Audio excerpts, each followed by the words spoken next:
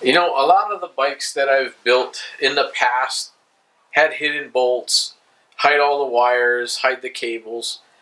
But I've come to realize when you have to work on them on the fly, when you're riding and something breaks down, if something breaks down, it's like it's a couple hours to get to what you got to get to fix. Well, nowadays, when we go out riding and something happens, I can fix the bike in a parking lot or on the side of the road. So I try my best to make it as easy as possible to take apart, disassemble, so you don't have to take the fender off to get the tire off. To get, it's just there's a lot more involvement